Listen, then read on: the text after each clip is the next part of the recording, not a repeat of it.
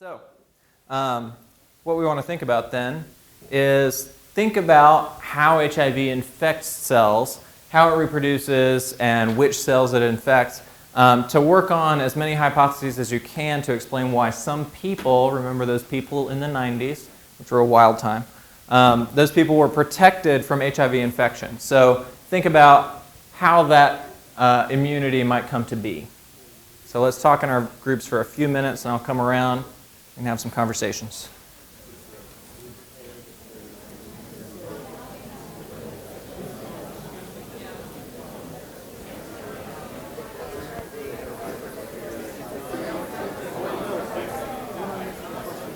This is not on the sheet. This is not a question on the sheet. It is not. If you feel compelled to write them down, there's some extra space at the bottom of the sheet. But this is really just for brainstorming. No clues. How are we doing? Got any ideas? Kind of. It's I like mean, 12% of an idea. Yeah. All right. Well, can you verbalize it? It could. We're just brainstorming. So that one's important for the binding, so there could be something going on. Can you get a little bit more specific, maybe?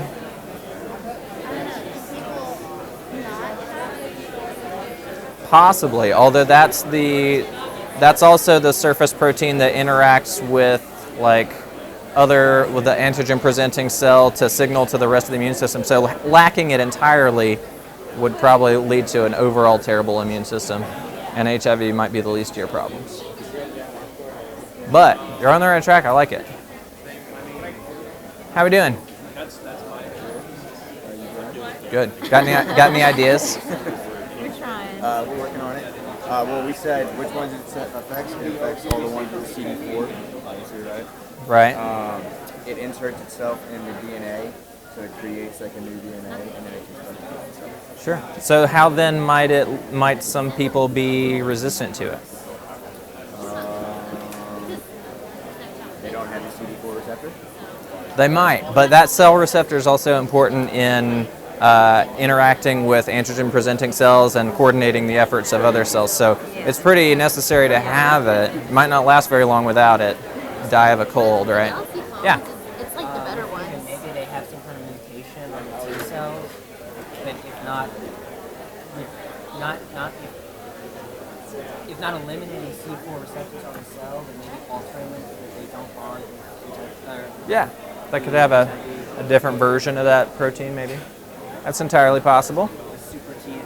Yeah. See if you can think of an alternative.